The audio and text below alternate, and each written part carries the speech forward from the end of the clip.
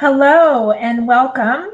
My name is Jasmine, and I am the owner and founder of the Inspire Agency. And welcome for tonight's conversation as we continue with amazing folks making the connection of the legacy of George Washington Carver called The Great Return. Today, I am so blessed to be in great company with Bernard Singleton, the founder of Nebedeye Farms. I will allow Bernard to introduce himself as we go, but I wanted to just set the tone for why we're doing this and why we're here. So the reason that it's important to layer stories and narratives is to give an opportunity to tell the fullness of who we are and where we come from. And Dr. George Washington Carver was so much more than just the peanut man. He was a humanitarian. He was spiritually connected to the land, and he was all about economic development.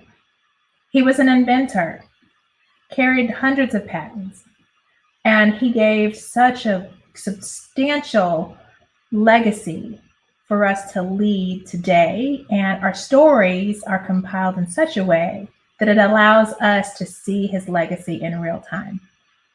So I am exuberant and excited and over the top, ready to talk to Bernard Singleton, who locally here in Charlotte, specifically he's in Indian Land, but he's known really well in the Charlotte community for actually being called Dr. George Washington Carver. So we have him here tonight to talk more about how he came into his farming life, what it is that he grows, and more importantly, why did they call you Dr. Carver?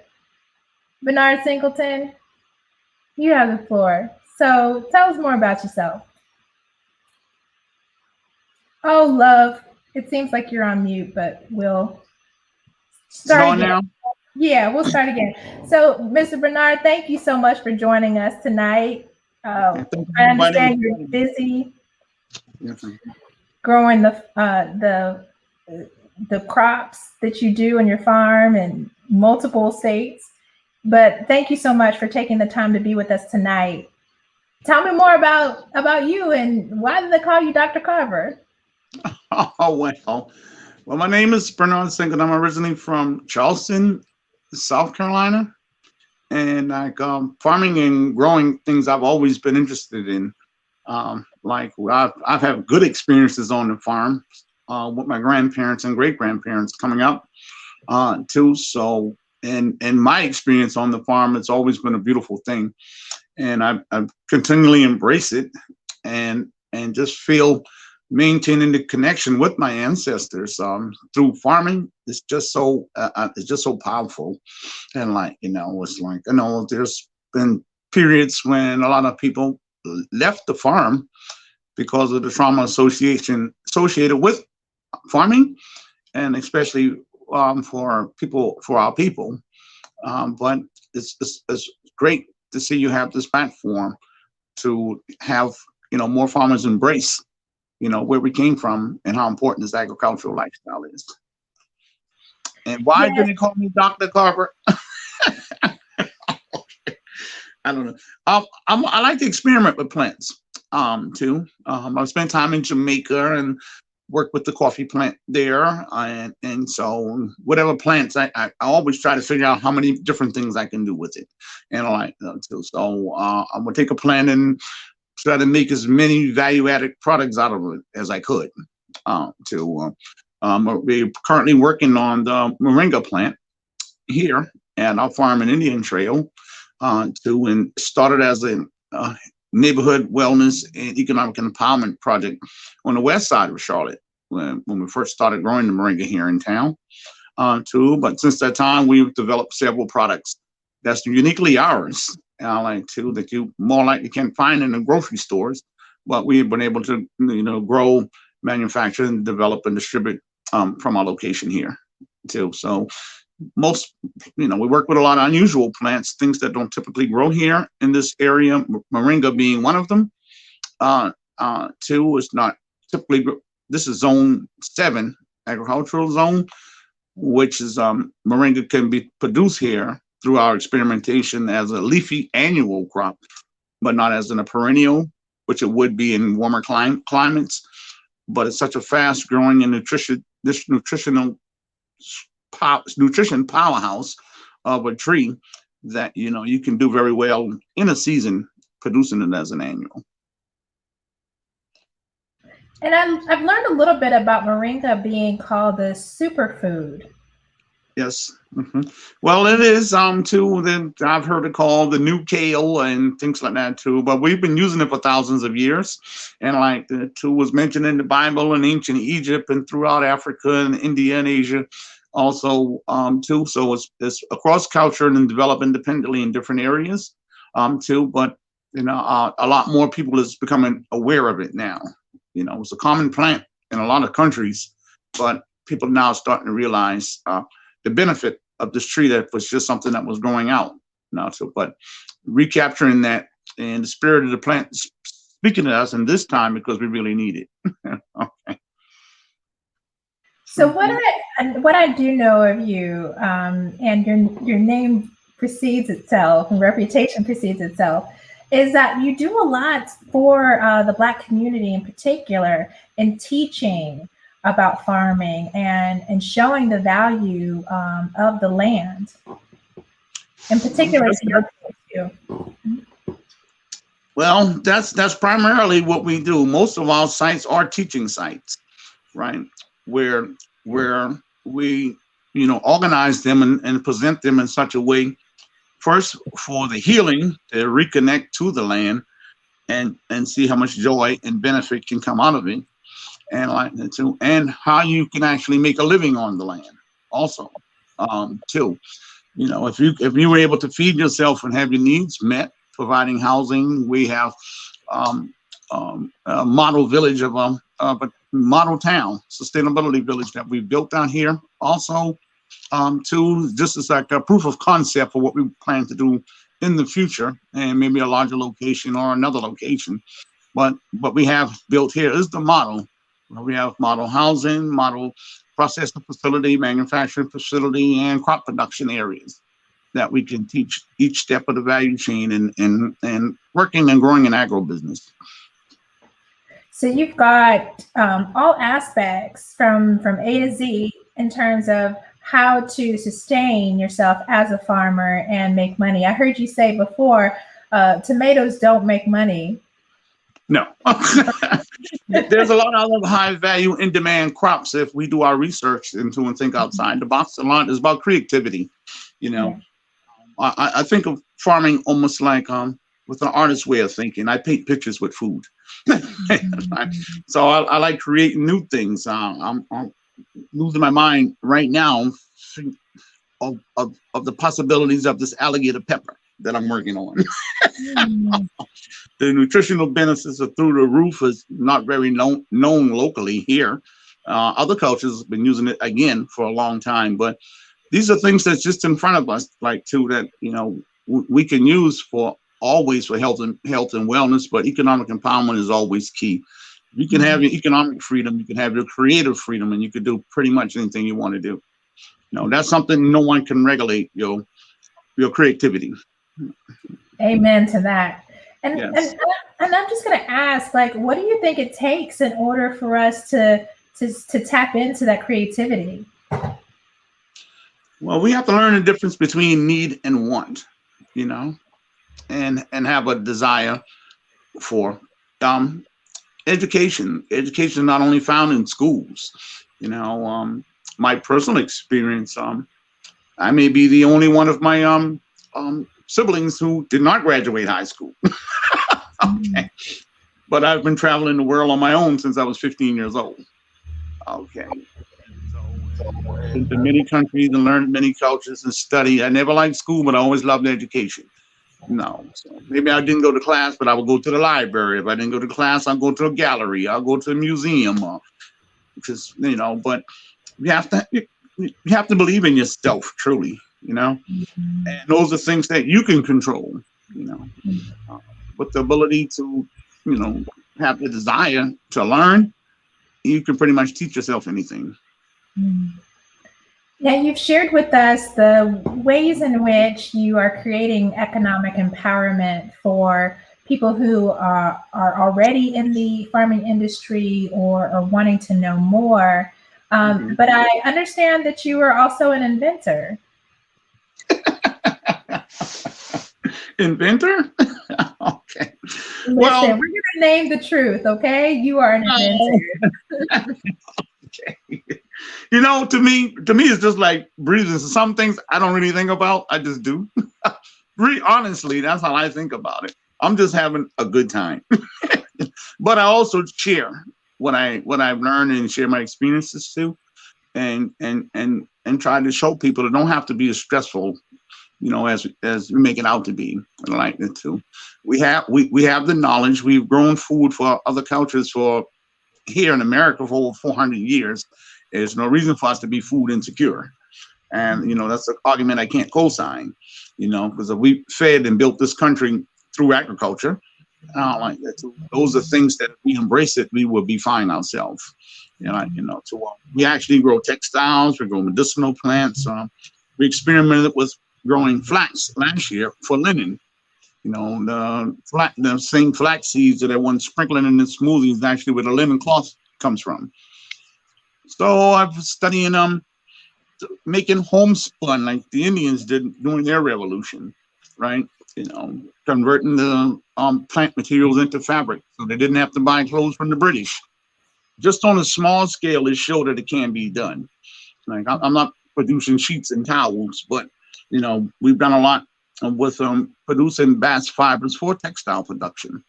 This year, we're actually growing a Levant cotton that's native to Africa. When people see me growing patches of cotton here on the farm, they look at it as a traumatic experience, but they just don't know that we've been growing cotton for thousands of years before we got here. You know? And if we own and embrace that, we brought those skills with us and the ancestral memory that comes with that, that can be empowering to us also. You know? There's so much you can do just by embracing the skill sets that we have and not being afraid of or ashamed of our ancestors who sacrificed for us to be in this position to make those decisions. Mm-hmm. And that's also a part of changing the narrative and educating through the land, and the power of our people. Mm-hmm. Yes. Like I said, this year we're working, entire section of the farm is being dedicated to an African botanical garden with foods and crops from Africa and the diaspora. During times on the plantation, there was a difference between the foods we were forced to grow and the foods that we grew for ourselves. A lot of foods that we grow for ourselves are food we had from back home. However, they got here over during the transatlantic trade.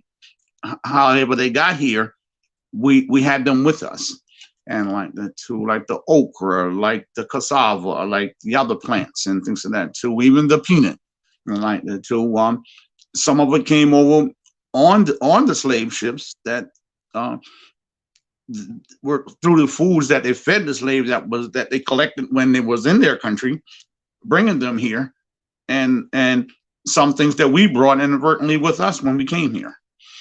Too, but embracing those foods and understanding the histories of those foods, most people in our community have lost contact with the food from their culture. You know, if you eat your culture, you'll be more in tune with your culture, and you embrace it more. Mm-hmm. So tell me, Bernard, how many learning sites do you have, and where are they located? Currently, we have the site. Turner Avenue, that's called Banu Gardens. So when we have a site for Tuckasegee Parkway. And the largest production site we have here now is Nebedeye Farms out in Indian Trail. Mm-hmm. So this is an 11-acre site where we're centralizing a lot of our works now, but we host events here, and we also host events at our locations uptown too. Banu Gardens, and just for our audience, in case they're not familiar, is here in Charlotte, North Carolina. Yes, ma'am. 500 South Turner Avenue Yeah. And then Nebedeye Farms is located in Indian Trail, North Carolina. Okay. Yes. Mhm. And beyond North Carolina, what other sites, learning sites I'm and currently farms? working with a set of farmers down in Florida too, and developing a relationship with Florida A&M University to educate Black farmers in Florida to embrace this moringa project. So they have the land, and they've contacted me about some alternative crops that they can grow, and specialty crops that they can grow and be on the forefront of this market. So something that we can take the lead on and benefit from tremendously at this time. And because making a living while making a difference always matter. Listen, Yeah. that's a whole hashtag, making a living or making a difference. I don't have a problem making a living. I'm going to make a living.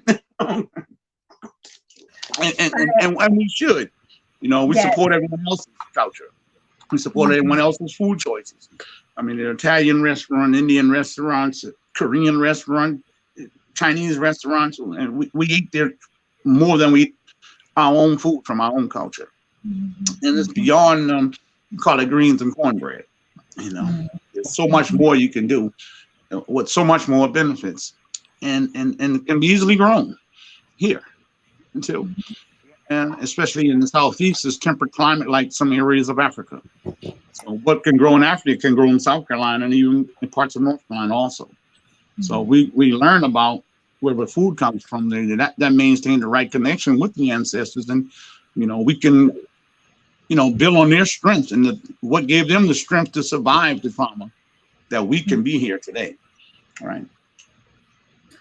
Thank you for naming that as the spiritual connection of the African diaspora through land and through food and through culture that you're actively preserving.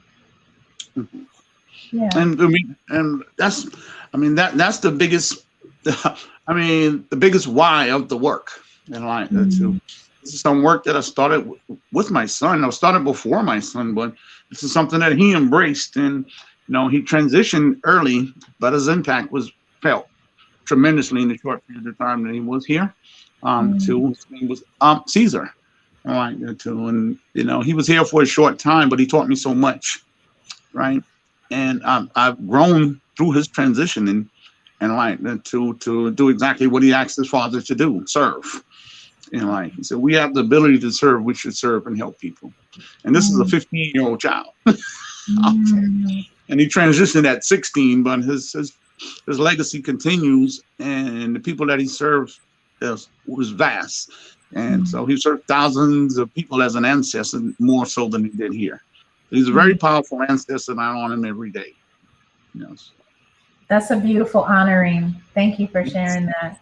This is the vision. Okay. Wise beyond his own years, right? Yeah. Really, really was. I'm not saying that because that was my child, because it was true. He taught me a lot. I'm surviving today through the lessons that he taught me. That's beautiful. Yes. And it keeps you going. It does. That's that's why I can do so much, because I'm not alone. He's with me every day. Yeah. Yes.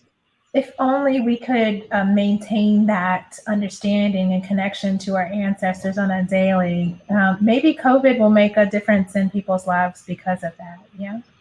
Well, we find out how delicate the supply chain can be. During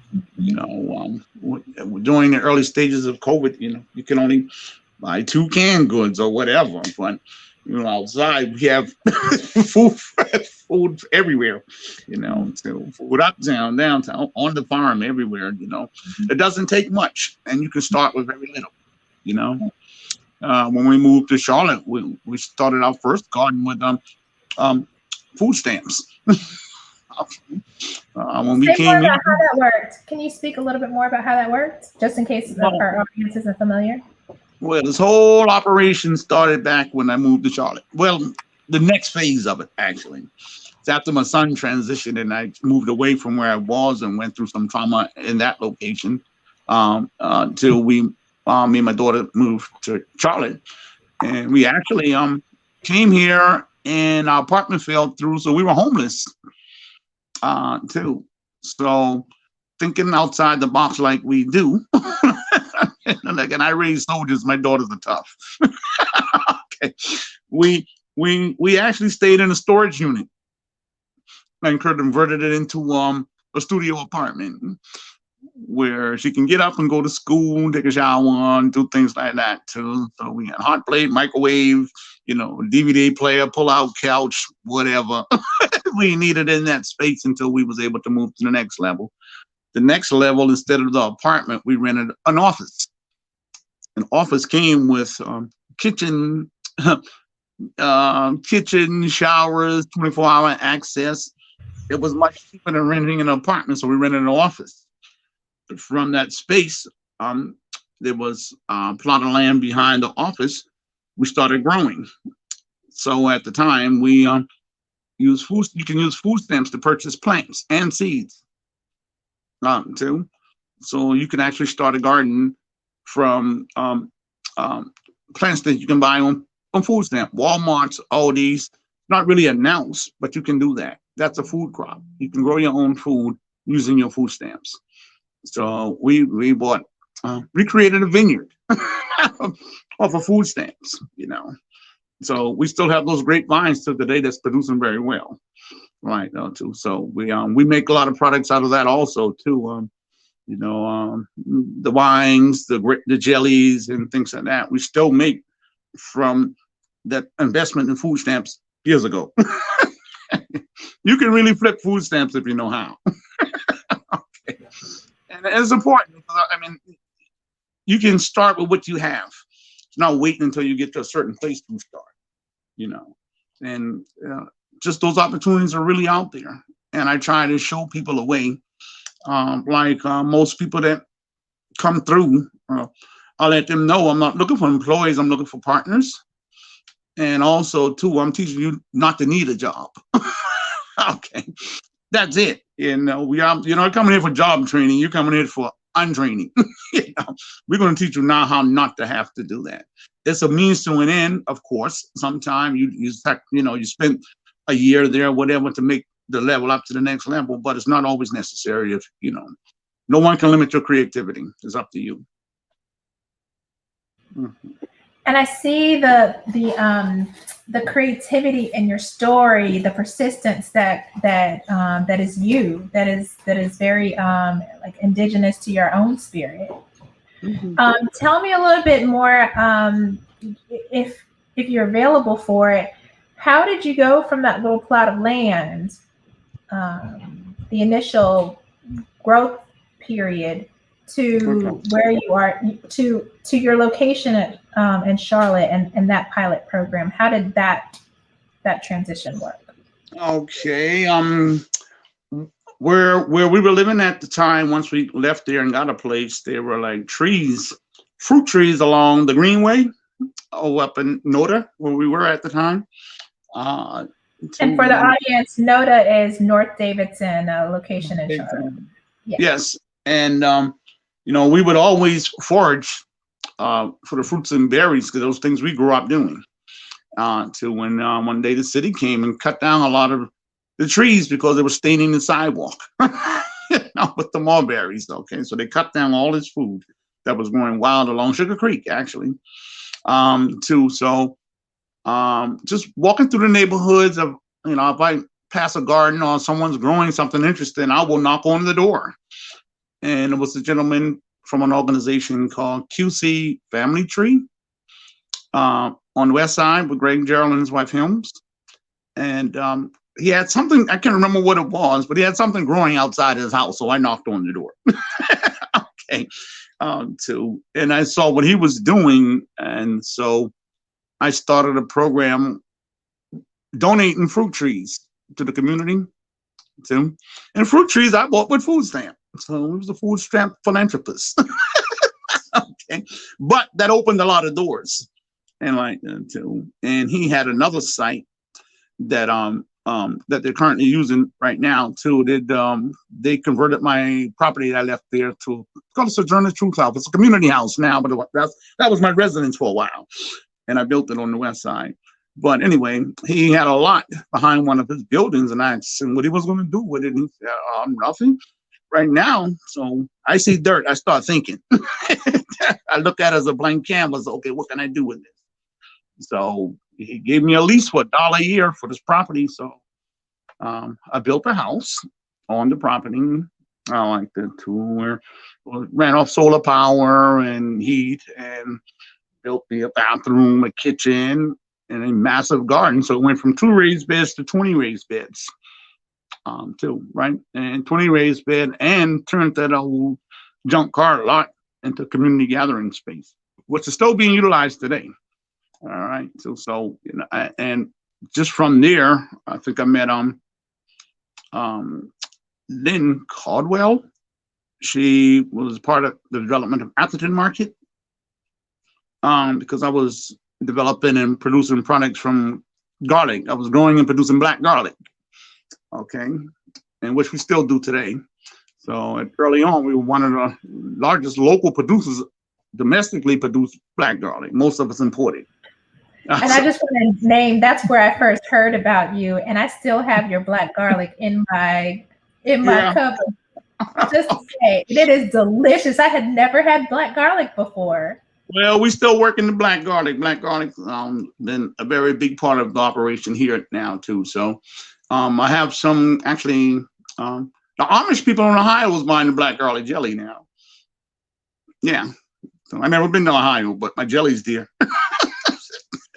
Okay, and but I'm from there also to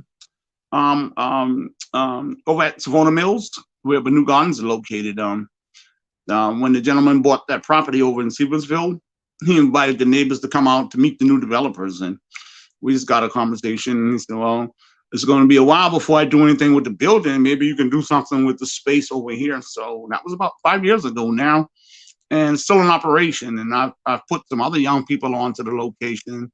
My manager over there is Nick Maldonado.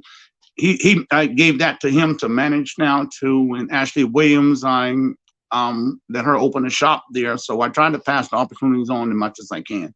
I'll develop the platform, and then I'll let some of the young people just take it over and take it to the next level and serve as many as they can too. So that's one of the locations.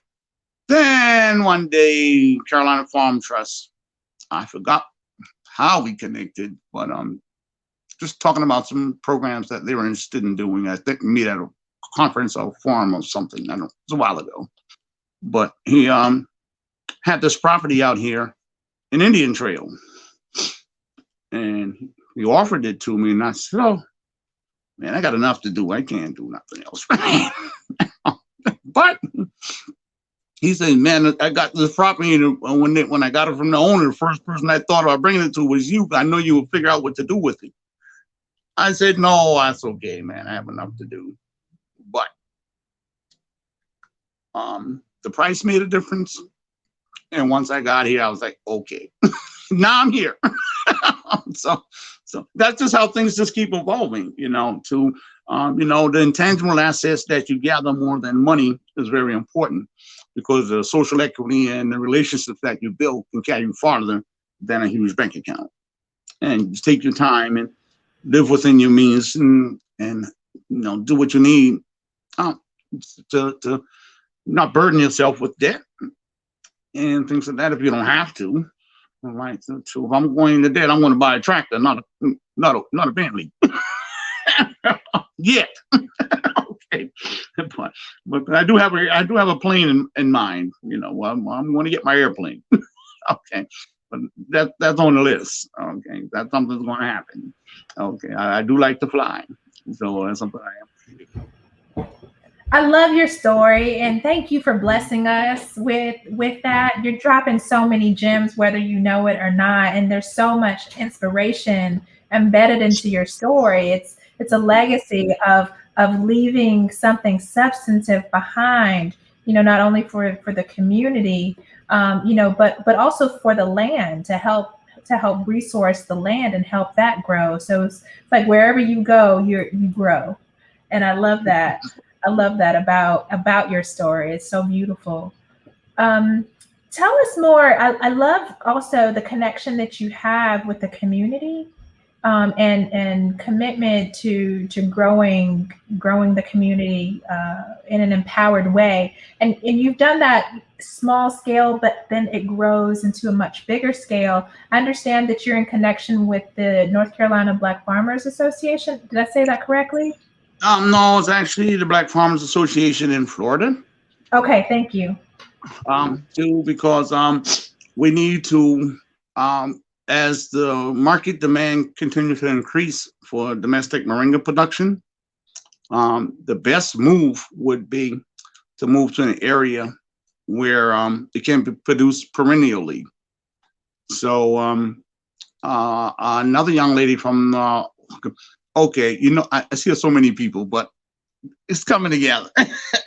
She contacted me about some issues some farmers were having in Florida, right?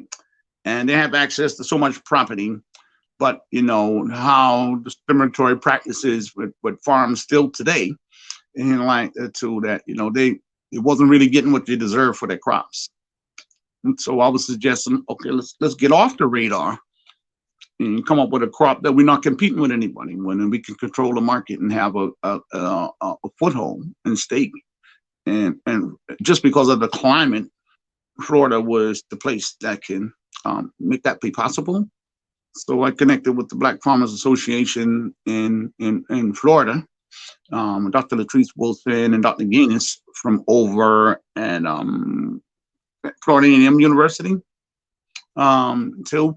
So I'm working in contract farming with some farmers there. I think we have like 3 or 4 farmers that we're working with currently, while we're still evolving the program. Too, because it was an idea. All right, too, but I'll start on an idea before I work it all out. But it's working out. it's working out. The farmers are getting excited. They're more and more Black farmers in Florida want to come together. So it's getting bigger than me. And some of the things that kind of need help with at this time. That's one of my growth challenges, managing a lot of opportunity that's coming our way. And so that's one of the challenges that I'm having right now. One of the largest challenges, actually. Because that's hundreds of acres that's available with infrastructure and being unutilized, right? Too, and in Florida, like I said, there's no major moringa plantation here in the country, where you can have 100 acres for processing, and like moringa price per pound compared to collard greens price per pound, there's no comparison. Now, so if $2 a pound against $45 a pound, okay. Yes. Same thing with cotton. Cotton, one may be 60 cents a pound, one is $20 a pound. Which one you grow? The $20 a pound cotton, and just niche market it. That's what we do. A lot of things like that too. But there's a moringa growth co-op in Florida too that we're becoming a part of also, to price support and things like that, and helping reach out to more farmers and things like that too. And they assist with processing and things like that too, until we're able to build processing facilities in the area. So currently we're working on with an engineer and designer on a mobile processing unit that once we have the farmers up and running, we can just drive to the field, because we're not just producing moringa, which can grow in poor soil. We're trying to produce grade A moringa, domestically produced, and with a grading system and everything too, that makes it more desirable and more beneficial. Because if it's not in the soil, it's not in the plant. And so if you have rich soil and you take care of the soil and feed the plants properly, you'll have high quality moringa that you can't get imported. Most imports, you don't know where it comes from. You don't know how old it is. But one thing we do is, you can come here, you can see the plant, you can see the soil, you can see the systems, you can do all that. And that adds to the value. You can buy it cheaper, but you won't buy it better, and you're buying it for a purpose, for the nutritionist value and the medicinal value. You want something more than just green leaves. You want green leaves to have the vitamins and nutrients and amino acids and everything in it that's supposed to be there on a high level. So that's some of the science that goes behind the work that we do too, because I have to do that also. Right. And there's something really special about the moringa tree in that you can use every single part of the tree. Yes, you can. You can use every single part of the tree, from the bark, from the root, to the leaves, to the pods, to the flowers. There's so many things you can do with it. Just like so many things you can do with the peanut. Right? You can do so many things with the moringa tree. Sorry. Yes. Student hit farmers market note came through. Busy Hold man. on, yeah. So yes, what I'm enjoying about sitting back and being in observance of are the threads that in. Did we lose you? Are you there? Yes, I'm trying to find you now. I can hear you, but I'm trying to find you. Okay. There we go. You got me? Okay. Yeah, okay. There you are. There you are. Good. Right. Okay. So what I was saying is I am appreciating sitting back and being in observance of your story and the threads and the through lines that give me a good insight into why they call you Dr. Carver. Number one, Dr. Carver, as a young man, he was basically orphaned, and he really had to rely on himself and trust his own instincts around like wherever life was leading him. He would go and make the best of it. Mm-hmm. And when he found himself being called into the university life, he learned on his own, because he really wasn't encouraged mm-hmm. to be there. He was at a time when Jim Crow was in full effect, yes. But he did whatever he had to do to learn on his own. And then he was recruited by Tuskegee University, and he found calling there to help develop the university's agricultural program, as you're doing at Florida A&M. And then I got a little bit excited hearing about the mobile cart, because that's something that he did. He took the university from its ivory tower out of the ivory tower and into the community with literally a mobile cart. So, and then you're attaching the moringa tree here and its infinite usages, and studying even more usages than we actually realize, as he did with many crops that he grew as an inventor. So it is like coming to life for me. Like, I get it. I understand why they call you that. And it also seems as though you have embraced honoring that legacy as well. Yes, ma'am. Like, there's so much you can do with the moringa plant. More than nutritional wise, it's good for biofuel. It's good for fertilizer, natural fertilizer that's tremendous on your plants. There's so many different products you can make out of it too. It can increase milk production in your cows. It's so much. We just started working with a new farm here producing stranded moringa for its cattle. And that's not far from here. Okay. And the young man is a family farm, has been in their family for hundreds of years, but they never heard about moringa. But, we're working with them now to produce cattle feed for their farm operation right here in North Carolina. Yeah. So there's so much you can do with the plant. And environmentally wise, 2 moringa plants can clean as much carbon out of the air as a 20-year-old cedar tree. And that's a 2-year-old plant, right? So it helps mitigate climate change and things of that too. So there's an environmental impact in growing the moringa too. That's very important. So it serves a lot. Economic empowerment, environmental impact, health and wellness is all in this plant. And we as a community have an opportunity to be on the forefront of taking this to the next level and like that too, and can enriching so many people's lives along with it too. Mm-hmm. And along with the spiritual connection that you also have in common with Dr. Carver in the land, taking African traditions and making them real and very relevant today.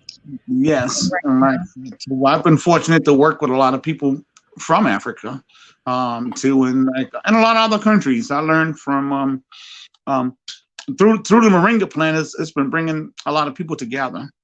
South Asian, Indian population, they come out. people from Laos, Vietnam, through the continent of Africa, the Philippines, places like that. These are places where they use and know moringa. So they actually been coming up on the Tuckasegee Road to, where you wouldn't normally see, that situation. But they come there to get the moringa every year, and like that too. So I learned so much from them also too, and growing techniques and things like that. And we exchange and share ideas because this is really borderless. Like that too. And you could learn and grow from other cultures, and we have great cultures in Africa, but other countries have great cultures too. And through the exchange of ideas, and that's how you develop civilization. So the same thing that went on thousands of years ago. If we pay attention, we can see it happening in our daily lives just here. Mm-hmm. That's a beautiful story about how the land connects us or reconnects us and brings us back. It reconnects us back to our humanity, yes. and honoring different cultures and a shared understanding of the power of just one plant, just one. That's only one. It's one plant. But I love it, and like that too, and I enjoy every minute of it, and like too, and just getting the position to better serve, like is the why of our work. That's what I'm called to do. I'm honored to have this responsibility, and it's not a burden in any way. And this is what we owe our ancestors, to make history now. It's one thing to go back and say what we've done in the past, but what are we doing now to further that legacy that makes the difference? And like that's we've done great things in the past, and we can do great things now. And we can do great things for the future. And those are some of the things that we really have to pay attention to and make a difference. Yes. Right. Mm-hmm. Some of our guests before shared stories about what the land taught them. What has the land taught you? Oh, it taught me just the power of co-creating with the Creator. That's a powerful place to be. It's me and God out here working hand in hand, just doing some great things. And being in touch with the land and noticing His work. To that's and having windows all around, I can see the change of seasons and the stars moving and the sun and the moon rising in different locations. That's powerful. Sorry. It was so powerful. It knocked the phone down. A different sense of time, right? It's a different sense of time, and the land teaches you that you're dealing with living things, and the land gives so much and asks for so little, so all those type of things make a difference. A flower gives us fragrance and doesn't ask you for much.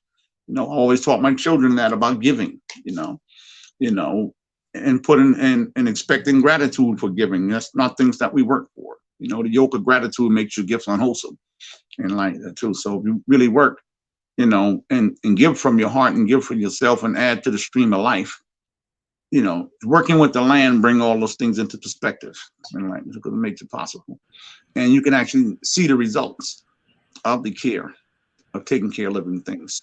Mm-hmm. Plants are living things just like humans are, and they have feelings and they breathe and they live and they grow and they serve and they have a purpose. There's always yes. I'm sorry, I cut you off. What were you saying? No, I was just about to say that's why it's important to thank that plant before you harvest it, and like that too. And sometimes make offering to the land also too, right? And acknowledge this life-giving force. This is important, and it's a strong energy there too. Mm-hmm. I love your what I'm hearing you say, and my experience of growing. Bless my heart. Okay. Is there's a sense of humility that's learned in the spirit of growing, that we're just such a small morsel, such a small part of this vast world, this vast universe. Yes, and you can see it every day. You like, when uh, and realizing that some of us think we're bigger than that, but we're really, not that special. Yeah, you yeah. know, and like that. So you have work to do, and if maintaining harmony with the environment, that's the wealth.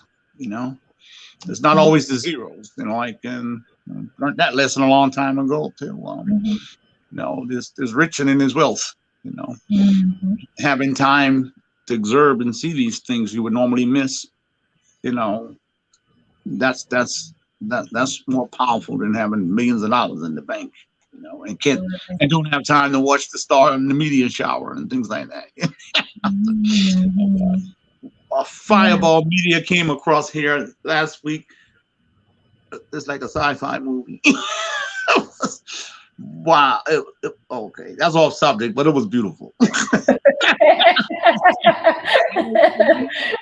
Sky never just lit seen up. Oh, see, I got big sky. I watched the sky. And that's something that we always done. I've done that with my children. They're babies. And like my son, he knew all the constellations and the directions and physics and all that. At the time he was 3 years old. So, one. he was studying that kind of stuff. He worked with Cornell University and Columbia University when he was still like in elementary school. Like that too. So he did his thing. Worked on terraforming project with Cornell University, to where they were working on the project for growing food in space. I think he may have been like in fourth grade, I think, or something like that too. Yeah. I mean, I guess he'd be what popular society would call genius. Well, he actually tested there. Mhm. But he didn't need to be tested. But yeah, he actually was a protege, like that too. That's why I've done so much at such an early age, like that too. But I miss him dearly. But like I said, he's a great ancestor, like that too. And that's it's difficult when a parent loses a child, like that too. But he said so much and he did so much that he laid the groundwork that he would be here for a short period of time. And Mhm. so, but his impact was felt, around the country actually. Yeah. His birthday is celebrated in like 5 states. Okay. They have When a is that? party from New York, Pennsylvania, South Carolina, Florida, and North Carolina every year. There's 5 states people having parties for him, like it's a holiday. Like that too. What was Mhm. his name and when was he? What is his birthday? July 29th. Mhm. To his name was Caesar Edward James.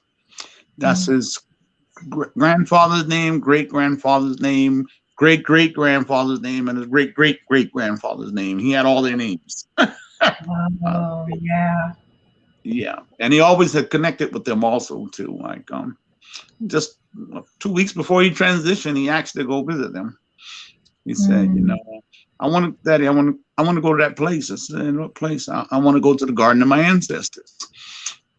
So he went, poured libations, took a drink, talked and introduced himself to everyone, and leaving the cemetery, he said, "This is where I want to be." He was beaming like, "Yo, this is where the power is at. I want to be here." 2 weeks later, he was there. Yeah, Wow. So yeah. he, Two it's weeks almost later, like he knew. pardon? It's almost like he knew. Yeah, it's almost like he knew. He said goodbye to everybody, his grandmother, his sister. He said this is where he wanted to be, and so that's 2 weeks later. He was there. Okay. Mm. Coroner said the cause of death undetermined. Okay, like he had power. He had a power that was amazing, and like and true. I know what true power is because that child had it. Almost Mm. like beyond magic. He had a gift. What I see in your work and your influence here in Charlotte is he's working side by side with you and through you as well. And that is a beautiful gift. So thank you Mm-hmm.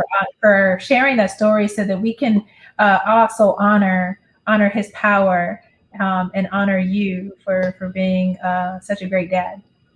And we all have great ancestors, and they're there to help us if we allow them to. You know, Mhm. they're always there Mhm. for us. Like if Yeah, we open our hearts and let them into our life, they're there to help and guide us and help us along the way. yeah. That's a beautiful thing. So you brought us home to the spiritual connection Yes. of the land, and how the land, how we're deeply connected with the land, Mhm. and the power of our ancestors, literally returning to the land, and as a regenerative process, to give back. It's full circle. So thank you for sharing your Well, story thank with you for us. inviting me. I'm honored to be here with you today, Miss Hines. Yeah. Right. So I have two more questions for you. One is, if you didn't have any roadblocks, no obstacles, what is your big vision? What would you like to see in the world today? If I had no roadblock, what would be my great vision? You'd like to ooh, I think I would like to see people live more sustainably, and I like that too, and embrace it more, not as a fad, but as a lifestyle. Too. That's something that you just live and breathe, and like that too. We'll do better health wise, and um, energy wise. We'll just do better connecting and being better people. And like that too, we learn to appreciate those little things like that too. So with no barriers, that's something I would like to do. My long range goal is to build a town, a village, and like I said, this is only the model in like that too.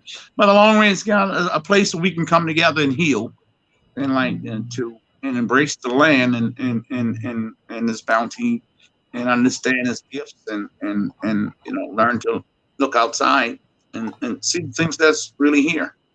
You mentioned George Washington Carver and Booker T. Washington, but Booker T. Washington saying, cast your bucket down where you are.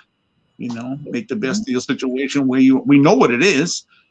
So, you can work within that, and move forward Yeah. in this I time. love how you're using farming as a social justice expression, a tool to help actuate social justice, and return us to our humanity, and really equality for all, by just leveling the playing field, and helping us, catch up in a ways, but also advance and excel as a whole society. Given that beautiful vision that you have, what would be one small step, that if someone wanted to contribute, or help you actuate that vision, what's one, or maybe two, three things that people could do to support you in that vision? Well, the platform that we build here is an open platform, and coming out to the farm and learning about what we do, and consistently participate. Okay, that's important. You may come for a day, but we need more than a day to heal 400 years of trauma. You know, Say that again. we need more than a day. It can't be a fad. You have to be serious about it, and it's possible. It is possible to heal and move forward. You know, you don't have to keep. There's a real thing, PTSD, that is real. All right, Sure. and mental health is real, right? Too, but managing it and learning to identify it, and learn to have the tools to move forward. That's where you are. That's your state. Now, how can I operate within it? You know, Mhm. I'm not going to let it stop. Stop. You can't let it stop. I suffer from mental illness. Mhm. Okay. All right. Yeah. So, but At this point, I don't I. know anyone who doesn't, but I'm just saying. Okay. Yeah. Right. Black man in America, we traumatized. Oh, we watching TV right now. It's like, oh wow, can I go outside? What can I do? Yeah. I'm going to the store. I have to plot my route. I'm 56 years old. I'm acting like it's like, like I'm a teenager and I have to ask permission to breathe. Mhm. It's real, Mhm. but only us can do anything about that, too, Mhm. right? With the things that they're seeing now with cameras, there's things that's been going on, and what a lot of things the young men on TV lately have been experiencing. There's things that I've experienced in my life, so I know. Mhm. Mhm. I've been in that position, and may have been killed by a cop more than Mhm. once, and for no reason, Mhm. but Yeah. but there's things we can do, and until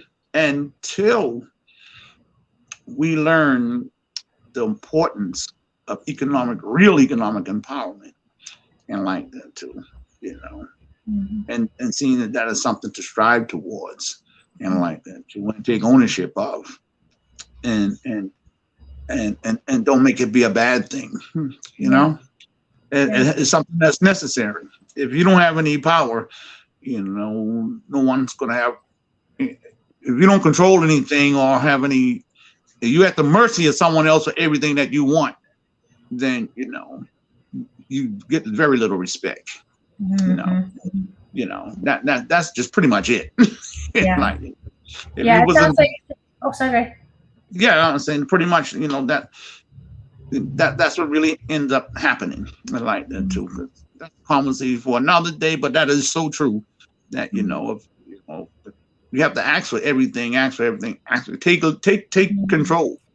Like build your own system. The system is not designed for us. Work outside the system. Design your own system. We know that. We know the system's not designed for us. So now what? Work outside the system. Yes, ma'am. What I also heard in there was recognizing the source of power.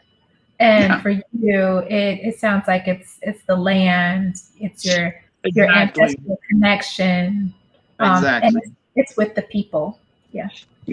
That's important. The land, the ancestral connection. That's all the power that you need if you learn to utilize them and allow them to help you. Like that's where the strength comes from. When it's hot outside and you want to quit, what would my ancestors do? They didn't have a choice. They couldn't be depressed or their foot hurt today, so it's too hot. I'm going to go sit in the shade for a little while. And no, you have to go through that. Then you have appreciation for the sacrifice they made on our behalf. We're here because they survived. They were the ones that survived, and that's the only reason why we are here. So we always must honor and respect that. Yeah. Well, I appreciate you so much, Bernard, for being spirit-led and really embodying what it means to be spirit-led. To see more people driven by that and operating from that space is so inspiring, especially in this day of opportunity and change. Yes. Lots of opportunity and change. It's such a beautiful thing to witness. And I would ask folks here in the audience, locally and abroad, to please visit Nebedeye Farms and be a consistent contributor, whether it is purchasing products from the farm, whether it's going and lending a hand consistently once a month, however that works out, but really to invest and be a partner in those and with those who are honoring their calling to make a serious and deep investment and change in our social structure as well as our environmental structure. So thank you for the work that you do. Thank you for accepting that calling. Thank you, Caesar, for being with us today. And I appreciate you. Ashe. Okay. Thank you for inviting me, and thanks to everyone in your team, and looking forward to continue collaborating anytime. Same here. This is just the beginning. Thank you, sir. Yeah. All right. You have a good night. You too. All right. Bye-bye. Bye.